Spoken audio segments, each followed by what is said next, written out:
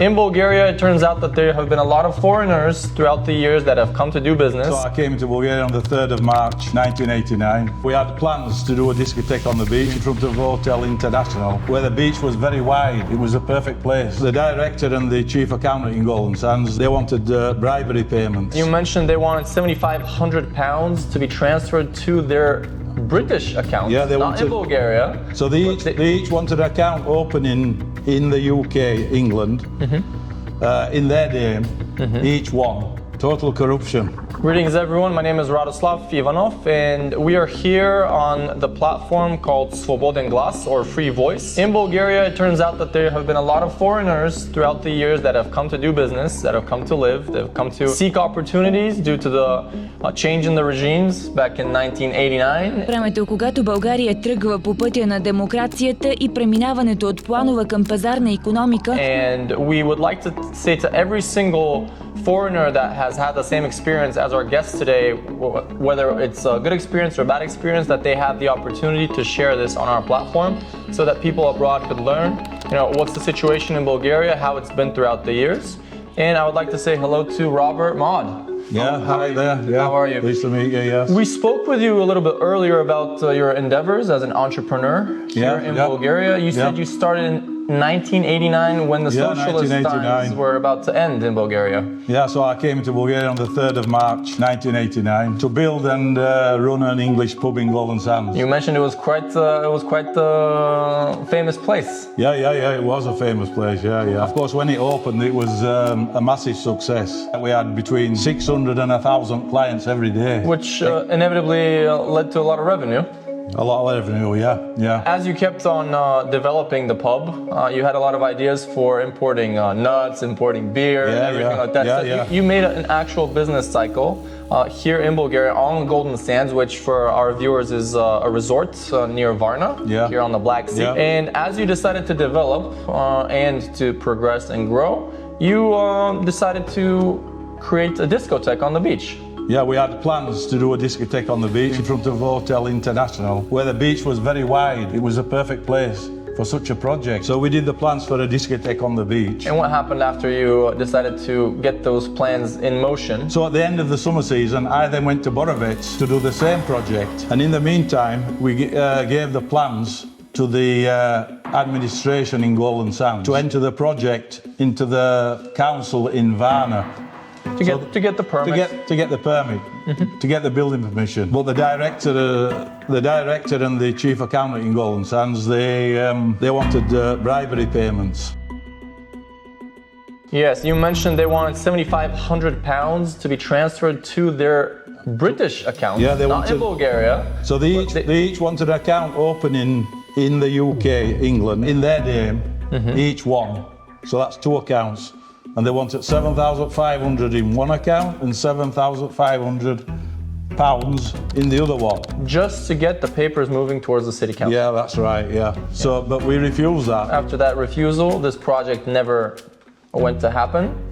Yeah, what they did was they entered the project in the council in Varna and they got it passed. And then they did the project with a German investor. Yeah, so they pushed you guys aside. So they took our project and did it with a German investor because we refused to pay the bribery. Yeah. And what happened to the Borovets pub then? When we refused to pay this money, the director sent a letter to Borovets explaining to the director in Borovets that we are crooks, liars, thieves, vagabonds. He recommended that they end the contract in Borovets with our company, which they did do. So they didn't have interest in the fact that you brought a lot of British tourists to them. They weren't interested in the fact that their hotels could be full, that you actually brought revenue to them as well. No. The only reason that they decided to do this is because your revenue started getting so high that they decided to find a way to lock you guys up and to shut you down. So when this project in Golden Sands, which was so successful, that was operating under the communist times. Because it's after the 10th of November that they were able to start to wanting bribery. In the period before the November 10th, they could see how successful it was. They could see because the partnership was between our company and Balkan Tourists. So Balkan Tourists got half of the profits and we got the other half, that the director can see what they are. So after the 10th of November, he knows how much money we've made. So therefore he can start to want bribery money. And that inevitably led to you guys shutting down the Golden Lion pub. Well, we had to shut it down because he broke the contract. Yeah, he tore the contract up. Yes, and then you mentioned that they opened their own bar called the Golden Lion. Yeah, there was a Golden Lion opened in the town, in Varna, in the centre of Varna. So they took your idea? Yeah, somebody took it. I don't know how it happened, but a Golden Lion in Varna did open up. So this was a hit to you and your partners coming here to do free enterprise on the newfound lands of Bulgaria. You mentioned earlier that you guys were looking for a new market, because when you're in a crowded market, it's much difficult to do business. Yeah. How many workers did you guys have in the pub back then? And about 30. About 30 workers in the pub and another 30 in Borovets. Yeah, in Borovets it's probably a bit less, 25 in Borovets. But it's still... Because it was slightly smaller. Yes. But in Golden Sands we had about 30.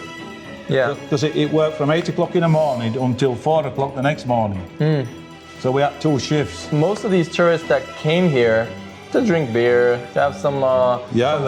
Did any of them end up buying properties here? What do you think? Because they came here for the beach, they probably bought themselves an apartment, some housing, things like that. Did that ever happen? Well, later, like in 1990 and 91, some of them took an interest in the country opened up. Yeah. Let's say it wasn't.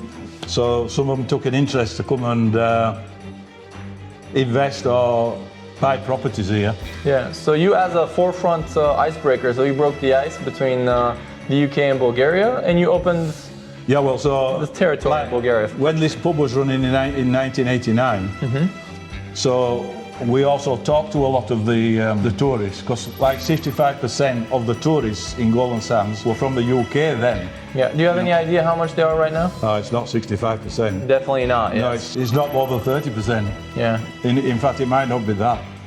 Now, this is going to turn into a podcast probably, just to share all the cases of foreigners that have decided to come and do business in a new market in the capitalist world, as it was back since 1989, all the way up till today, and what's the repercussions of having a mafia-run government all over the place, because not only in the main government, but in the local governments, and as you can see in all the different agencies, there's people that are finding a way to destroy businesses, no matter if it's Bulgarians or foreigners coming to do business here. And I think it's about time for everyone in Bulgaria to stop pretending that there's no elephant in the room. It's time for us to all share these stories, inform everybody that this has turned into a system of destroying any kind of entrepreneurial endeavors in Bulgaria to happen just because somebody wants to steal from the work that you've put in. Total corruption. Yes.